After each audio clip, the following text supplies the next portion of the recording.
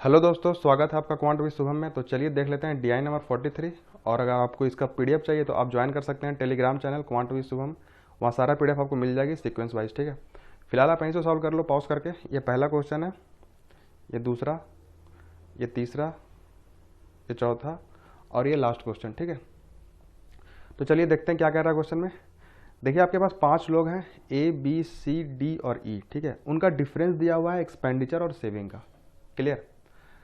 और यहाँ पे जो दिया हुआ है वो दिया हुआ है 25% ऑफ मंथली इनकम। मतलब ए का जो भी इनकम होगा उसका 25% 10,000 है, बी का जो भी इनकम होगा उसका 25% 9,000 है। क्लियर। अब जरा यहाँ देखना, डिफरेंस जो दिया हुआ है इसको मैं दो तरीके से लिख सकता हूँ। या तो ये एक्सपेंडिचर माइनस सेविंग होगा, या तो ये सेविंग माइनस एक्सपेंडिचर होगा। है कि नहीं? डिफरेंस मतलब क्या हो गया, दो तरीके से लिख सकता हूँ मैं, एक्सपेंडिचर माइनस सेविंग और सेविंग माइनस एक्सपेंडिचर। क्लियर है। अब जरा देखो, ये जो वैल्यूज दिया हुआ आपके पास, ये 3 मंथ में अलग अलग दिया हुआ है। क्लियर। और जो भी दिया हुआ सारा पॉजिटिव है। ठीक है, मतलब ये जो E माइनस एस जो है ना, ये कब होगा, जब एक्सपेंडिचर आपके पास ज़्यादा हो सेविंग से। और जो S माइनस ई है वो कब होगा, जब सेविंग ज़्यादा हो एक्सपेंडिचर से। अब कब ज़्यादा है कब कम है ये पता नहीं है, ये तो क्वेश्चन से पता चलेगा। ठीक है, बस मैं ये आपको बता रहा हूँ कि कौन कौन केसेस बन सकते हैं यहाँ पे। क्लियर है। अब जरा ध्यान से देखना, यहाँ पे मैं इन वैल्यूज को x बोल रहा हूँ, मतलब मैं डिफरेंस ऑफ एक्सपेंडिचर और सेविंग को x बोल रहा हूँ। ठीक है, तो देखो यहाँ पे दो केस बनेगा, या तो एक्सपेंडिचर ज़्यादा होगा सेविंग से, या तो सेविंग ज़्यादा होगा एक्सपेंडिचर से। है ना, यही दो केस बन सकता है ना, या तो एक्सपेंडिचर ज़्यादा होगा सेविंग से, या सेविंग ज़्यादा होगा एक्सपेंडिचर से। ठीक है, अब जरा देखना इनकम क्या होता है। मैं इनकम को I बोल रहा हूँ, ये क्या होता है E plus S, expenditure plus saving. ये तो बदलेगा ना, ये तो यही रहेगा। तो देखिए यहाँ पे मैं क्या लिखूंगा, x जो है मतलब जो डिफरेंस है वो क्या लिखूंगा, वो लिखूंगा मैं E माइनस एस। क्लियर है। और I इक्वल टू में क्या लिखूंगा, income equal to E plus S, expenditure plus saving. ये 1 और ये 2, ये दोनों से मिलके मेरे पास क्या आ जाएगा बताओ तो, I प्लस एक्स अपॉन 2 आएगा कि नहीं। और सेविंग क्या आ जाएगा, I minus x upon 2। Clear है। अब ये I इनकम है, इनकम कहाँ से आ जाएगा, यहाँ से। ठीक है, अब देखिए अगर ये 25% आपके पास दिया हुआ है कि 25% आपके पास एक के लिए 10,000 है, तो 100% इनकम होगा। 100% कितना होगा, 40,000। तो मैं सारे के लिए इनकम लिख सकता हूँ। इसके लिए क्या हो जाएगा 40,000, इसके लिए क्या हो जाएगा 9,000 इंटू 4 36,000। ठीक है, इसके लिए 4 से इंटू करो 42,000, और ये कितना हो जाएगा 32,000, और ये कितना हो जाएगा 48,000। क्लियर है। मतलब ये जो आपके पास 40,000 36,000 42,000 जो आया आपके पास, ये इनकम आ गया, मतलब ये I का वैल्यू है। और X क्या है, ये वैल्यूज 20,000 10,000 जो इस मंथ में बोला जाएगा क्वेश्चन में, उस मंथ में उस हिसाब से X ले लेंगे हम। क्लियर है। अब जरा देखना, मैं इसको डायरेक्ट लिख रहा हूँ। ठीक है, अब मैं इसको डायरेक्ट लिख रहा हूँ यहाँ पे, इसको मैं हटा रहा हूँ पहले। ठीक है, इसको मैंने हटा दिया। यहाँ पे मेरे पास दो केस बना है। क्या, एक बार तो आपके पास इनकम जो है वो ज़्यादा होगा सेविंग से, तब जो E होगा वो क्या होगा I प्लस एक्स अपॉन 2, और सेविंग क्या हो जाएगा I माइनस एक्स अपॉन 2। ठीक है, दूसरा केस क्या बन सकता है, जब आपके पास एक्सपेंडिचर कम हो सेविंग से। क्लियर है, तब एक्सपेंडिचर क्या होगा I माइनस एक्स अपॉन 2, और सेविंग क्या हो जाएगा I प्लस एक्स अपॉन 2। अब जिस मंथ में बोला जाएगा उस हिसाब से हम एक्स ले लेंगे। जैसे कि अगर बी के लिए बोला जाए अप्रैल में तो क्या हो जाएगा 6,000, सी के लिए बोला जाए मार्च में तो कितना हो जाएगा एक्स 6,000। क्लियर है। अब चलते हैं क्वेश्चन में। ठीक है, अब चलते हैं क्वेश्चन में, जो निकालना था हम यहाँ पे निकाल चुके हैं। क्लियर। अब देखो पहला क्वेश्चन क्या बोल रहा है, इन मई। अब मई के लिए बात कर रहा है ये। ठीक है, अब देखो इनकम तो हमेशा सेम ही रहेगा ना, कोई भी मंथ के लिए, मार्च हो अप्रैल हो मई हो, सिर्फ चेंज क्या होगा उनका डिफरेंस एक्सपेंडिचर और सेविंग, मतलब एक्स चेंज होगा सिर्फ। ठीक है, तो क्या बोल रहा है यहाँ पे, in May expenditure of A and D are more than their saving. मतलब कौन सा केस लग रहा है आपके पास, ये वाला। ठीक है, मोर देन देयर सेविंग बोल रहा है, एक्सपेंडिचर ज़्यादा है सेविंग से। A gives 56% of his saving into charity and D gives 65%। तो बताना है जो आपके पास बचा अमाउंट आपके पास ए और डी का, उसका रेशियो क्या है। अब जरा देखो ए के लिए सेविंग क्या होगा, अगर मैं इस केस के लिए बात करूं, क्योंकि क्वेश्चन में तो बोल दिया है ना कि एक्सपेंडिचर आपके पास सेविंग से ज़्यादा है, तो सेविंग क्या हो जाएगा, आई माइनस एक्स अपॉन टू। अब ए के लिए सेविंग निकालना है मैं यहाँ पे आपके पास यहाँ पे दिया हुआ है, तो एक्स यहाँ पे ये हो गया, और जो आपके पास आई हो गया मतलब इनकम हो गया ए के लिए, वो कितना है 40,000। तो बताओ सेविंग क्या होगा, आई माइनस एक्स अपॉन टू, मतलब 40,000 माइनस 20,000 अपॉन टू कितना हो गया, मैं डायरेक्ट लिख रहा हूँ 10,000। क्लियर है। अब 10,000 का 56% आपके पास क्या करता है, वो चैरिटी में दे देता है। तो बचा कितना उसके पास, 44%। इसका 44% क्या होगा, 10,000 इंटू 44%। 44%। अभी देखो इसको सॉल्व नहीं करना क्योंकि मुझे रेशियो चाहिए, ठीक है। अब डी के लिए देखो, डी के लिए सेविंग क्या होगा, डी के लिए इनकम क्या है आपके पास 32,000। डी के लिए एक्स क्या है आपके पास, कौन से मंथ में चाहिए, मई में, मतलब 18,000। 32 माइनस 18,000 अपॉन टू कितना हो जाएगा, 14 अपॉन टू मतलब 7,000। मतलब डी के लिए जो सेविंग आया वो 7,000 आया, और डी जो है वो 65% जो है वो चैरिटी को दे देता है। तो बचा कितना उसके पास, 35%। मतलब ये 7,000 का 35% बचेगा उसके पास, 7,000 का 35%। बस इनका रेशियो ले लेना और कुछ नहीं करना। परसेंटेज से परसेंटेज गया आपके पास, ठीक है। और ये आपके पास 5 बार में, सॉरी 7 बार में, और ये आपके पास 2 बार में, कितना हो गया 88/49। कहाँ दिख रहा है, यहाँ पे। क्लियर है। नेक्स्ट पे चलते हैं। Expenditure of E in April and saving of C in March are equal. जो भी एक्सपेंडिचर है ई का अप्रैल के मंथ में, और जो भी सेविंग है आपके पास सी का मार्च के मंथ में, वो इक्वल है, ठीक है। Expenditure of C in March and saving of E in April are in ratio 4:5, और उनका रेशियो भी दे दिया 4:5, ठीक है। तो बताना है एवरेज सेविंग ऑफ ई का अप्रैल के मंथ में, एक्सपेंडिचर सी का मार्च के मंथ में, ठीक है। अब जरा देखो दिया क्या हुआ है, ये दिया हुआ है ई के लिए एक्सपेंडिचर जो कि बराबर है सी का सेविंग से। सी के लिए कौन से मंथ में, मार्च के मंथ में, और ई के लिए अप्रैल के मंथ में। मतलब अप्रैल का जो भी एक्सपेंडिचर होगा ई का वो बराबर है सी के सेविंग के मार्च के मंथ का, ठीक है। अब जरा देखो मुझे चाहिए एवरेज किसका, सेविंग का ई का अप्रैल में, एक्सपेंडिचर का सी का मार्च में। अब बताओ अगर सेविंग मुझे चाहिए होगा ई का, ठीक है, दो तरीके से निकल सकता है ना, या तो एक्सपेंडिचर ज़्यादा होगा सेविंग से तब सेविंग ये निकल के आएगा, या फिर एक्सपेंडिचर कम होगा सेविंग से तब सेविंग ये निकल के आएगा। क्वेश्चन में कहीं पे नहीं दिया है कि एक्सपेंडिचर ज़्यादा है कि सेविंग ज़्यादा है ना। तो हम यहाँ पे ये जो कंडीशन दिया हुआ है ना, इसको सेटिस्फाई कराने का कोशिश करेंगे, दोनों कंडीशन लेके, ठीक है। अब जरा देखो सी के लिए, सी के लिए सैलरी कितना है, इनकम कितना है 42,000, है ना। और कौन से मंथ के लिए बात किया गया है, मार्च के लिए। तो मार्च आपके पास ये है, मतलब जो आपके पास एक्स है वो है 6,000, ठीक है। अब जरा देखना, या तो एक्सपेंडिचर ज़्यादा होगा सेविंग से, है ना, या तो एक्सपेंडिचर कम होगा सेविंग से, है ना। अगर एक्सपेंडिचर ज़्यादा हुआ सेविंग से, अगर एक्सपेंडिचर ज़्यादा हुआ सेविंग से, तब आपके पास सेविंग क्या निकल के आएगा, आई माइनस एक्स अपॉन टू, मतलब 42,000 माइनस 6,000 अपॉन 2 कितना आएगा 18,000। क्लियर। ये 18,000 क्या आ गया सेविंग, कब, जब आपके पास एक्सपेंडिचर बड़ा होगा सेविंग से। अगर एक्सपेंडिचर कम हुआ सेविंग से, तब सेविंग क्या निकल के आएगा, ये वाला आई प्लस एक्स अपॉन टू, मतलब कि 42,000 प्लस 6,000 अपॉन टू मतलब 24,000, कितना 24,000, ये 8,000। क्लियर है। अब जरा देखना, यही कंडीशन में लगाऊंगा किसके लिए, ई के लिए। ई के लिए इनकम कितना है 48,000। क्लियर।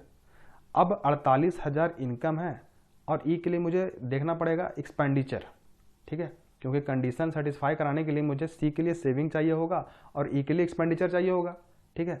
अब यहाँ पे भी दो केस बनेगा, ई के लिए कौन से मंथ में है, ई के लिए जो है वो अप्रैल के मंथ में है। अप्रैल कौन सा ही हो गया, ये वाला 12,000। अब जरा बताना आपके पास कि जब एक्सपेंडिचर ज़्यादा होगा सेविंग से और एक्सपेंडिचर कम होगा सेविंग से, ठीक है। अगर एक्सपेंडिचर ज़्यादा हुआ सेविंग से, तब आपके पास एक्सपेंडिचर क्या निकल के आएगा, ये वाला आई प्लस एक्स अपॉन टू, मतलब 48,000 प्लस 12,000 अपॉन टू मतलब 30,000। क्लियर। और जब एक्सपेंडिचर कम होगा सेविंग से, तब आपके पास एक्सपेंडिचर क्या निकल के आएगा, आई माइनस एक्स अपॉन टू, मतलब 48,000 माइनस 12,000 अपॉन टू मतलब 18,000, ठीक है। बताओ तो कौन से कंडीशन में ये सेटिस्फाई कर रहा है। देखो एक्सपेंडिचर जो है आपके पास अप्रैल में ई का बराबर होना चाहिए सी का सेविंग का मार्च के मंथ में। ये कंडीशन कब सेटिस्फाई हो रहा है, देखो 18 और ये 18 है कि नहीं। मतलब ये तब सेटिस्फाई होगा जब आपके पास सी के लिए एक्सपेंडिचर ज़्यादा हो सेविंग से और ई के लिए एक्सपेंडिचर कम हो सेविंग के लिए। समझ रहे बात को, तब जो क्वेश्चन में दिया हुआ कंडीशन है वो सेटिस्फाई करेगा।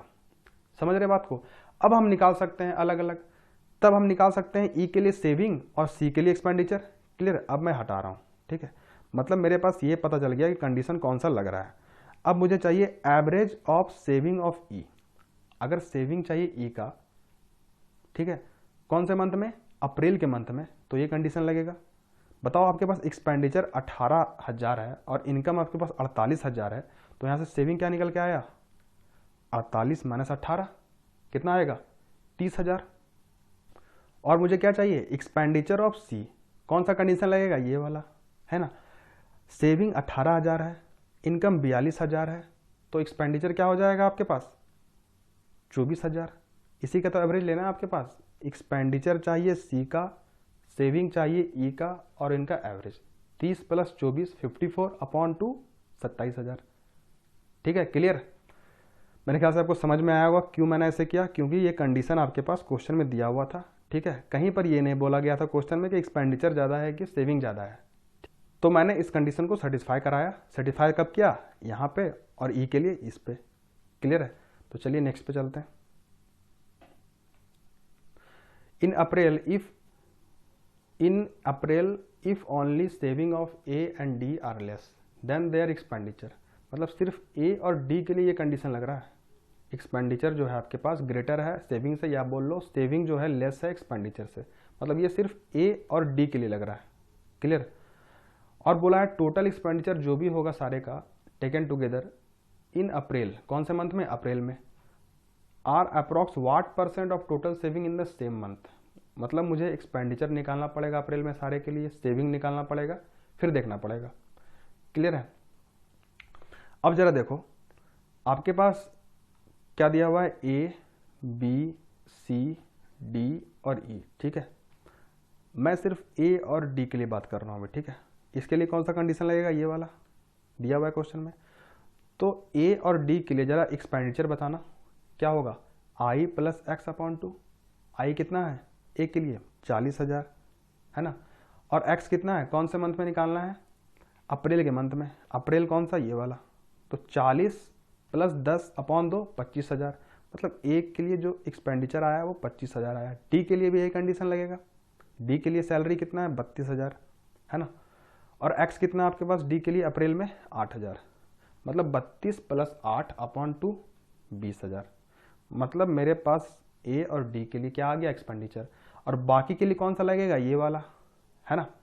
बी के लिए बताओ क्या होगा, बी के लिए सैलरी है 36,000 और आपके पास यहाँ पे जो एक्स है वो 6,000 है।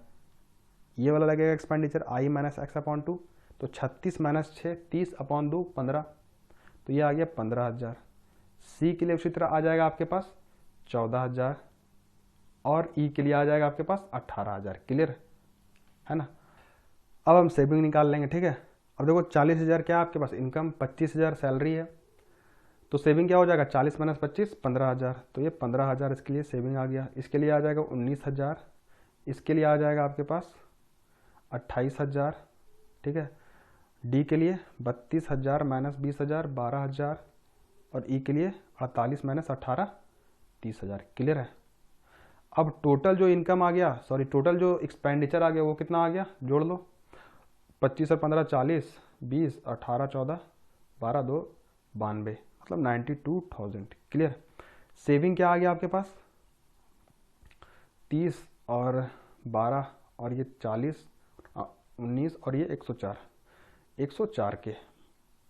ठीक है, दिक्कत बस ये बताना है आपके पास कि जो आपके पास सेविंग है अप्रॉक्स कितना % है आपके पास एक्सपेंडिचर का। तो बस रेशियो ले लो इसका, कितना आ गया, ये 23 और ये आपके पास 26। क्लियर। मतलब 23/26 देखना है कितना % है, यही तो देखना है। तो देखो जरा ये देख लो कि कितना % कम है है ना। कितना कम है, 3 कम है 26 से, 10% 2.6 है, ठीक है। 2% आपके पास आ जाएगा, ये आपके पास 0.52, तो लगभग ये 88% या 87% के करीब आ रहा है। कहाँ दिया हुआ ये ए ऑप्शन, क्लियर। तो चलिए नेक्स्ट पे चलते हैं। In June 45% saving of E are given to his 2 daughter and remaining 6930 is saved by him, ठीक है। If E expenditure are 7400 more than saving of C in June, तो what is the respective ratio of expenditure of C to the saving of E in the June. अब जरा देखो, सी जो है वो 45% आपके पास दे देता है अपने डॉटर को, ठीक है। जो बचता है, कितना बचेगा उसके पास, 55%, जो कि किसके बराबर दिया हुआ है, 6930। मतलब 55% आपके पास किसके बराबर है, 6930, ठीक है। तो 100% कितना हो जाएगा आपके पास, 6930 अपॉन 55 इंटू 100। अब इसको सॉल्व कर लो, कितना आ गया ये 11 बार में और ये 20 बार में, और ये जाएगा आपके पास 630 बार में, क्लियर। कितना आ जाएगा ये 12600। ये आपके पास क्या है, सेविंग हो गया, टोटल सेविंग किसका, ये जून में सी के लिए हो गया, ठीक है। और मुझे बोला गया है कि ई का जो एक्सपेंडिचर है वो कितना है, 7400 more than the saving of C. तो ई का जो एक्सपेंडिचर हो गया वो कितना आ गया, ये तो 12600 प्लस 7400, 20000, है ना। और क्या बोला है, रेशियो निकालना है मेरे पास एक्सपेंडिचर ऑफ सी का to that of saving of E. तो मेरे पास एक्सपेंडिचर ऑफ ई तो आ गया 20000, और ये भी पता है कि ई का जो टोटल सैलरी है वो 48000 है ना। तो आपके पास ई के लिए सेविंग क्या हो जाएगा, 28000, है ना। और क्या निकालना है, रेशियो मुझे सी के लिए एक्सपेंडिचर चाहिए। तो सी के लिए सेविंग मुझे पता है 12600, सी के लिए मुझे इनकम भी पता है 42000। तो एक्सपेंडिचर क्या आ जाएगा सी के लिए, सी के लिए जो एक्सपेंडिचर आ जाएगा मेरे पास 42000 में 12600 घटा दो, 19400। बस इन्हीं का रेशियो ले लेना है आपके पास, 0 से 0 गया ये दोनों, ठीक है। अब 7 बार में काट लो, कटेगा आपके पास कितने बार में, ये 4 0, और ये 7 चौका 28 है 42, ये 21 रेशियो 20 आ रहा है, ठीक है। कहाँ गया ये, यहाँ पे।